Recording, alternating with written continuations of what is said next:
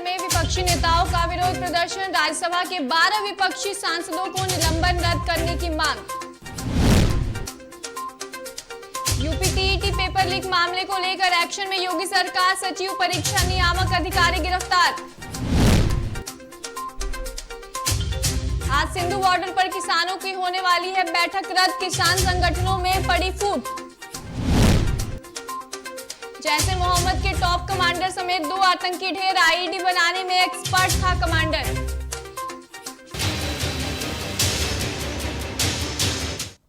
नमस्कार, आप देख रहे हैं DTV भारत और मैं हूं आपके साथ एकता। चलिए अब रुक कर लेते हैं खबरों की ओर। संसद सत्र का आज तीसरा दिन है। तीसरे दिन भी सदन के दोनों सदनों में हंगामे होने के आसार दिख रहे हैं। वहीं दूसरे दिन राज्यसभा में 12 विपक्षी सांसदों के निलंबन को रद्द करने की मांग को लेकर विपक्षी नेताओं ने संसद परिसर में महात्मा गांधी की प्रतिमा पर विरोध प्रदर्शन किया।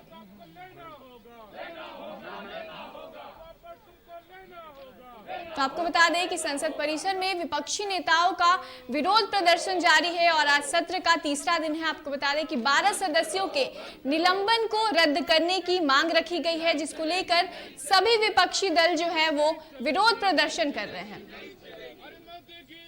चलेगी नहीं चलेगी नहीं चलेगी, नहीं चलेगी नहीं चलेगी नहीं चलेगी। मोदी सरकार हाय हाय हाय हाय, मोदी सरकार हाय हाय हाय हाय। दादागिरी बंद करो बंद करो बंद करो, दादागिरी बंद करो बंद करो बंद करो, तानाशाही बंद करो, लोकतंत्र हत्या बंद करो बंद करो बंद करो। शीतकालीन सत्र के राज्यसभा सांसदों का निलंबन वापस लो वापस लो वापस लो। शीतकालीन सत्र के राज्यसभा सांसदों का निलंबन वापस लो वापस लो वापस लो। बात कर ले बिहार विधानसभा के शीतकालीन सत्र के दूसरे दिन राजद विधायक भाई वीरेंद्र ने बीजेपी विधायक संजय सरावगी को अपशब्द कहा था, जिसके बाद विधानसभा अध्यक्ष विजय सिन्हा ने इस मुद्दे पर बयान देते हुए सख्त हिदायत दी है और कहा है कि आगे से इन चीजों का ध्यान रखें और सदन की गरिमा को बनाए रखें। सकारात्मक बातों की चर्चा से लोगों के मन के अंदर उत्साह और प्रेरणा मिलती है। हमारा नैतिक कर्तव्य क्या है, इसका ज्ञान सभी जनप्रतिनिधियों और बुद्धिजीवियों को होना चाहिए। कल की घटना जो बाहर में माननीय 2 सदस्यों के द्वारा घटित हुआ है, कई बाहर के लोग, प्रेस मीडिया के लोग हमसे भी प्रश्न कर रहे हैं। हमने कहा कि मेरा सदन माननीय विधायकों की गंभीरता, सजगता, संवेदनशीलता, सरकार की सहजता के कारण 100% समय का उपयोग हुआ और 100% प्रश्नों का जवाब आया और इसकी चर्चा पूरे देश में होनी चाहिए थी। पूरे प्रेस मीडिया के माध्यम से यह जाना चाहिए था कि वही सदन और वही बिहार के विधायक हैं जो 100% प्रश्नों का 100% समय का सदुपयोग कर रहे हैं। लेकिन यह चर्चा दब गई, चर्चा नकारात्मक बातों की होने लगी। क्या इससे हमारी आपकी छवि देश के अंदर क्या बनेगा, लोग क्या सोचेंगे? अभी हमारे सारे माननीय सदस्य जिस गंभीरता के साथ, इस बार हम भी तो लंबे समय से यहां रह रहे हैं, लेकिन आप लोगों की एक थोड़ी सी भूल, थोड़ी सी छोटी सी गलती पूरे देश के मीडिया में चल रहा है। इससे ये सदन की गरिमा गिर रही है और सदन के अध्यक्ष होने के नाते हमारी जवाबदेही बनती है। लोग हमसे पूछते हैं, आप सब लोगों के स्नेह और विश्वास पर हम खरे उतरे और प्रतिष्ठा सदन की बढ़े, ये हमारी ही जिम्मेवारी नहीं, हम सबों की जिम्मेवारी है। बात कर ले पंचायत चुनाव के, तो बिहार पंचायत चुनाव के 9वें चरण की मतगणना 35 जिलों के 53 प्रखंडों पर जारी है। ऐसे में पंचायत चुनाव के 9वें चरण की मतगणना के लिए बिहार राज्य निर्वाचन आयोग ने पुख्ता बंदोबस्त कर रखे हैं। साथ ही सुबह से ही प्रत्याशी और उनके समर्थन मतगणना केंद्रों पर पहुंच रहे हैं और बिहार राज्य निर्वाचन आयोग की ओर से मतगणना के लिए पुख्ता तैयारियां भी की गई है। वहीं मतगणना की प्रक्रिया में भी लाइव वेबकास्टिंग के माध्यम से राज्य निर्वाचन आयोग की कंट्रोल में बने कर्मचारी और अधिकारी मॉनिटरिंग की जा रही है। साथ में जिला प्रशासन ने भी मतगणना को लेकर अलर्ट मोड पर है।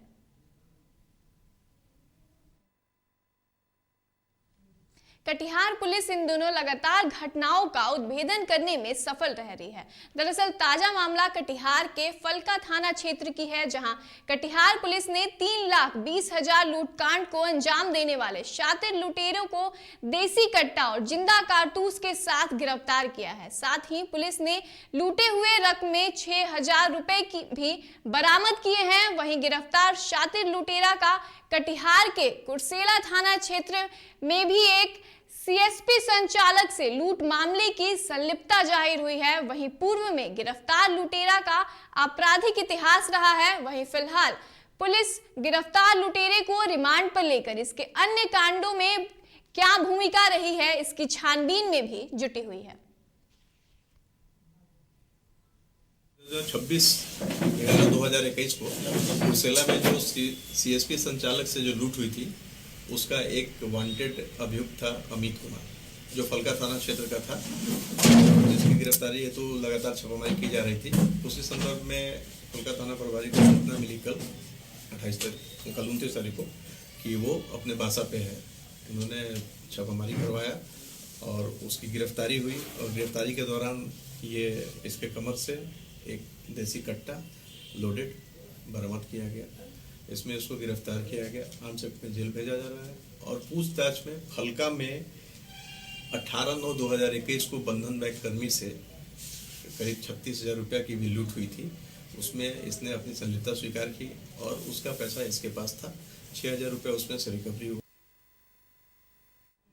सुपौल में मुख्यमंत्री ग्राम परिवहन एम्बुलेंस से शराब की ढुलाई का मामला सामने आया है। आपको बता दें कि सदर पुलिस ने परसरमा वार्ड संख्या 4 के एक दरवाजे से बरामद किया है, जिसमें कुल 173 बोतल अंग्रेजी शराब बरामद की गई है। वहीं इस बात से पुलिस ने सदर थाना में मद्य निषेध कानून के तहत प्राथमिकी दर्ज कराई है। वहीं आरोपी के ऊपर SC/ST के तहत भी मामला दर्ज किया गया है। वहीं सदर पुलिस अब शराब तस्कर दीपक शाह और एम्बुलेंस ड्राइवर की तलाश कर रही है, ताकि शराब तस्करी के मुख्य सरगना को पकड़ा जा सके, लेकिन अब तक सदर पुलिस को सफलता हाथ नहीं लगी है।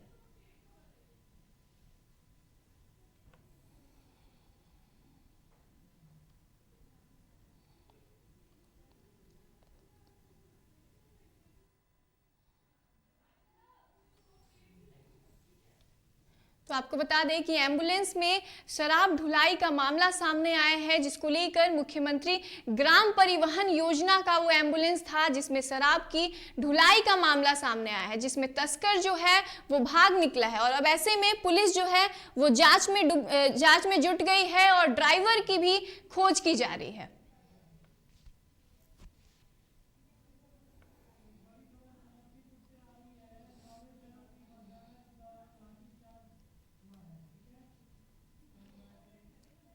चलिए एक बड़ी खबर यहां आ रही है समस्तीपुर से।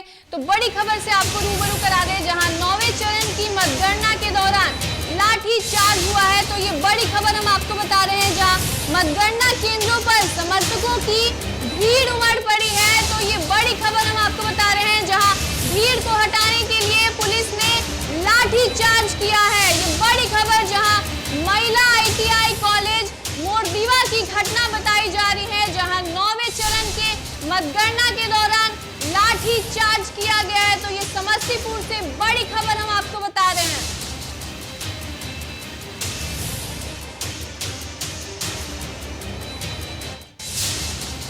चलिए इस खबर पर ज्यादा जानकारी के लिए हमारे संवाददाता केसर हमारे साथ जुड़ चुके हैं। तो केसर, क्या कुछ अपडेट मिल रहा है इस पूरे मामले में? जी, समस्तीपुर के अंदर जो है 9वें चरण का जो मतगणना है लगातार सुबह से जारी है। समस्तीपुर जिले के वारिसनगर और कल्याणपुर का, जहां जो है मतगणना काफी संख्याओं में जो मतगणना केंद्र के बाहर है, जो समर्थक है, जो प्रत्याशी है, उनकी भीड़ लगी हुई है और लगातार जो है कि पुलिस द्वारा उसको समझाने का प्रयास किया जा रहा है। मगर जिस तरह से पुलिसिया व्यवस्था पे सवाल उठता है, जहां दावे करती है पुलिस प्रशासन, जिला प्रशासन की हमने केंद्र के बाहर भारी संख्या में पुलिस बल तैनात कर रखा है, हमने सुरक्षा के हर कदम बना रखे हैं, मगर ऐसा कहीं नजर नहीं आ रहा है, जिसके कारण जो है कि एक बार फिर से जो है पुलिस ने लाठीचार्ज किया है और प्रत्याशियों को जो है, जो समर्थक है, उनको जो है खदेड़ा गया है केंद्र के बाहर। जहां मतदान केंद्र था, उस मतदान केंद्र के बाहर, मतगणना केंद्र के बाहर पुलिस ने प्रत्याशी और समर्थक पर लाठीचार्ज की है। जी चलिए, बहुत बहुत शुक्रिया तमाम जानकारी के लिए। तो आपको बता दें कि 9वें चरण के दौरान ये लाठीचार्ज हुआ है, जहां पुलिस ने लोगों पर जमकर लाठीचार्ज किया है।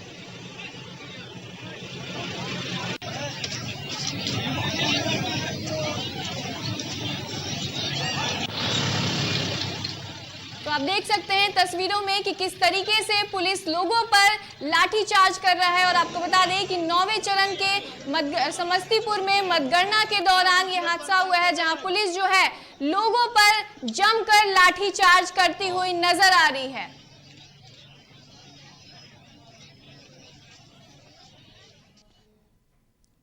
बिहार विधानमंडल के शीतकालीन सत्र का आज तीसरा दिन है, जहां पर विपक्ष लगातार सरकार पर हमलावर है। इसी क्रम में आज माले विधायक ने कुलपति की बर्खास्तगी की बात कही है और साथ ही साथ राज्यपाल को भी बर्खास्त करने की मांग की है। उन्होंने कहा है कि बिहार में शिक्षा विभाग में सबसे ज्यादा घोटाले हो रहे हैं, ऐसे में सरकार इस पर संज्ञान ले।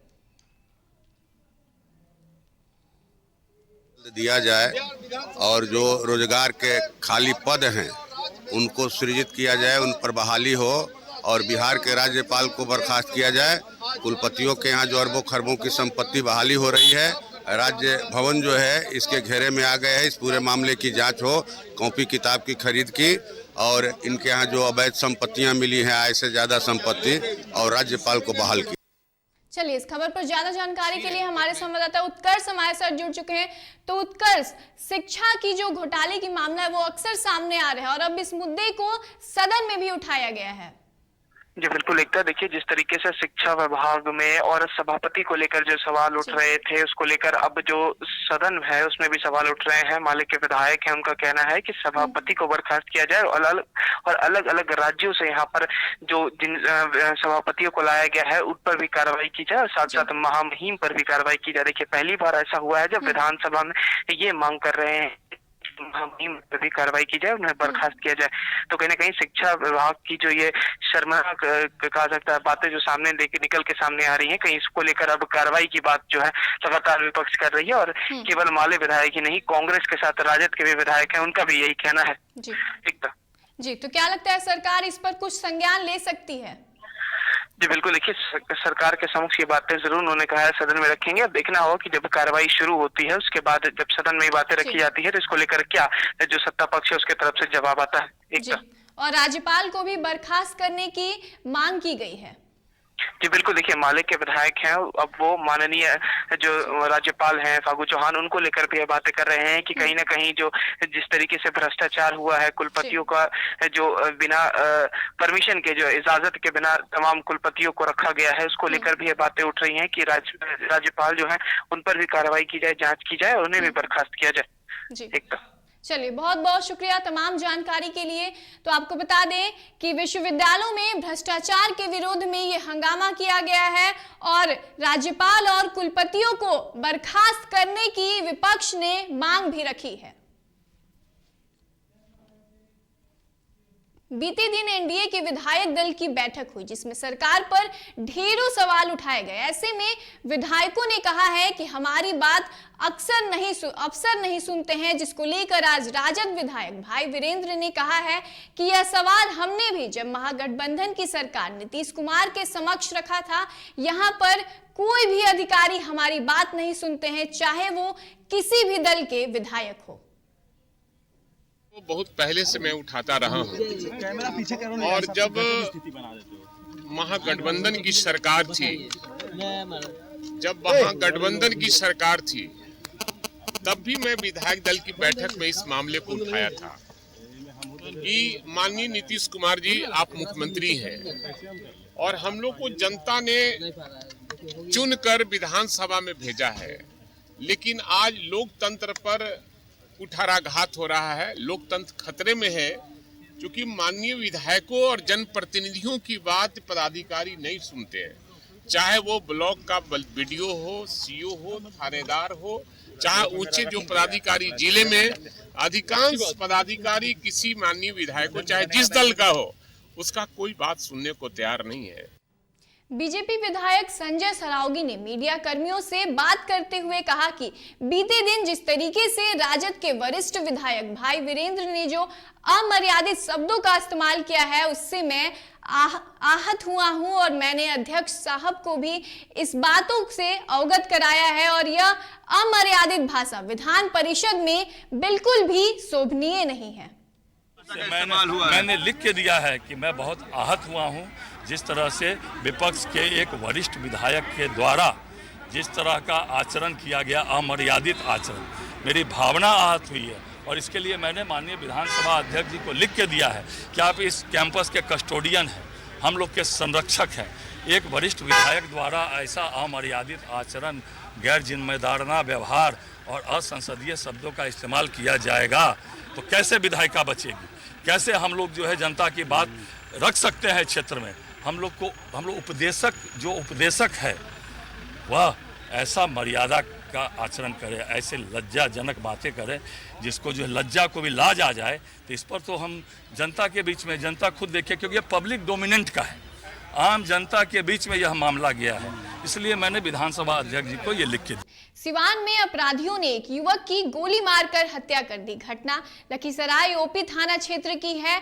युवक अपने घर से कुछ ही दूरी पर स्थित चाय की दुकान पर गया था, तभी पहले से घात लगाए अपराधियों ने अंधाधुंध गोली मारकर मौत के घाट उतार दिया। वहीं घटना के बाद से पूरे क्षेत्र में सनसनी फैल गई है। वहीं घटनास्थल पर पहुंची पुलिस मामले की जांच में जुट गई है।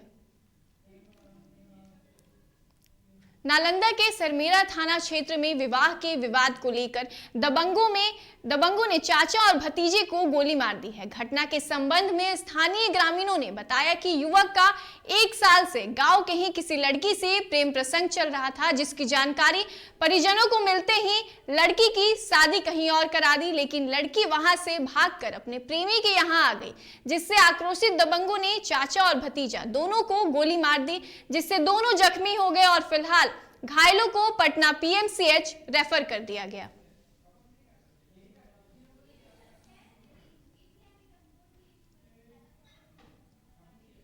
शिवहर के पिपराही स्वास्थ्य केंद्र पर FRHST सीतामढ़ी शिवहर के द्वारा परिवार नियोजन बंध्याकरण का कैंप का आयोजन किया गया, जिसमें 25 लाभार्थियों का सफल बंध्याकरण किया गया। वहीं प्रभारी चिकित्सा डॉक्टर रमाशंकर शाह ने बताया कि बंध्याकरण के दौरान होने वाली सभी जांच निःशुल्क किया जाता है। साथ ही सरकार के द्वारा बंध्याकरण कराने वाले लाभार्थियों के लिए 2000 प्रोत्साहन राशि भी दी जाती है।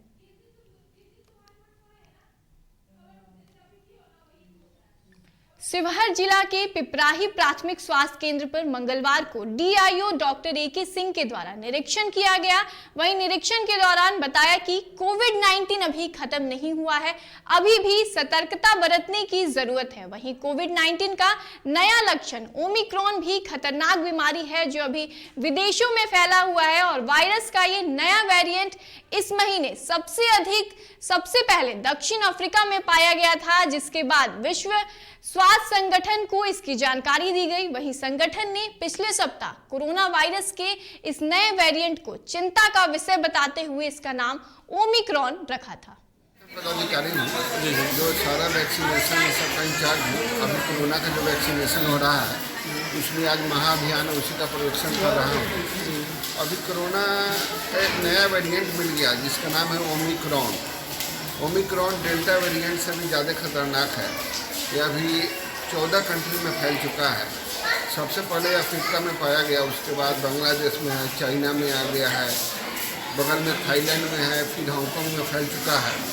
हम लोग के यहाँ भी उनके दस्तक देने का खतरा बना हुआ है। इसलिए सब लोग से आग्रह है कि सब लोग पहला और दूसरा कोरोना का वैक्सीन का खुराक जरूर लगवा ले, टीका लगवा ले, जिससे उनका रोग प्रतिरोधक क्षमता बढ़ जाएगी, जिससे वायरस का कोई खतरा नहीं रहेगा।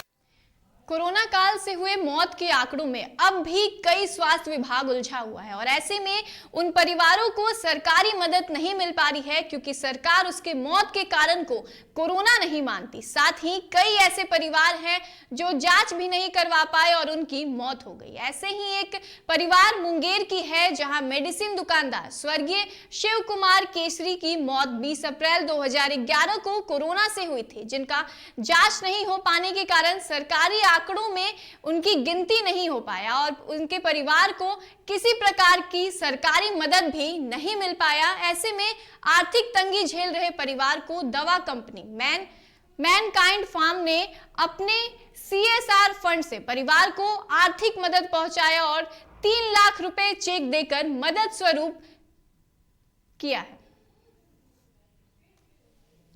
मेरे फादर की कोविड के कारण डेथ होने के कारण हम लोग की बहुत परेशानी हो गई है, लेकिन सुनने में आया था कि सरकारी सहायता मिलेगी, लेकिन हम लोग को नहीं मिल पाया। लेकिन बहुत सारी ऐसी प्राइवेट कंपनी है जैसे मैनकाइंड, वो हम लोग की बहुत सारी मदद की है और कुछ मनी का भी बंदोबस्त किए हैं और हम लोग को पैसा का भी हुआ है, कुछ मुआवजा मिला है, जिसके लिए बहुत सारे धन्यवाद बोलते हैं उनको। यूपी टीईटी पेपर लीक मामले में योगी सरकार एक्शन में नजर आ रही है। दरअसल गोपनीयता बरकरार नहीं रखने के आरोप में कल ही सचिव परीक्षा नियामक अधिकारी संजय उपाध्याय को निलंबित किया गया था। वहीं आज संजय को गिरफ्तार कर लिया गया है और इसके बाद अब तक इस मामले में कुल 32 लोगों को गिरफ्तारी हो चुकी है। वहीं माना जा रहा है कि 1 महीने के अंदर योगी सरकार यूपी टीईटी का एग्जाम दोबारा करवा सकती है और गौरतलब है कि 28 नवंबर को यूपी टीईटी की परीक्षा आयोजित होनी थी, लेकिन एग्जाम से पहले ही पेपर लीक हो गया। इसकी वजह से परीक्षा को रद्द करना पड़ा था। किसान आंदोलन में फूट की खबरों के बीच आज दिल्ली के सिंधु बॉर्डर पर 40 किसान संगठनों की होने वाली बड़ी बैठक रद्द हो गई है।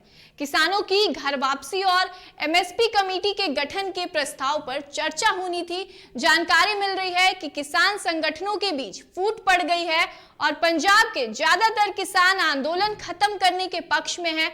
वहीं कई किसान संगठन एमएसपी कानून और मुकदमों की वापसी समेत अन्य मांगों को लेकर धरना जारी रखना चाहते हैं।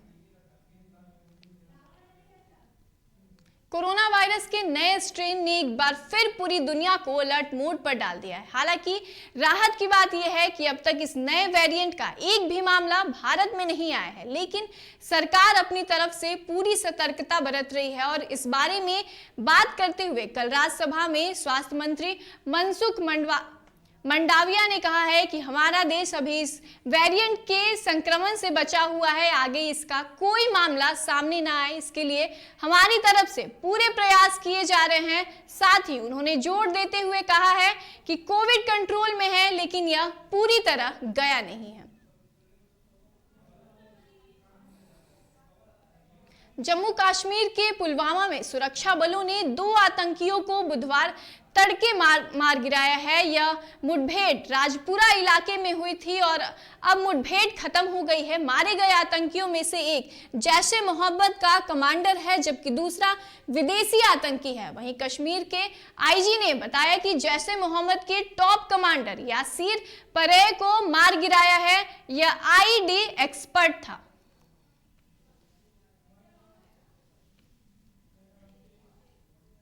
चलिए अभी के इस बुलेटिन में बस इतना ही। मुझे दीजिए इजाजत और आप देखते रहिए DTV भारत। नमस्कार।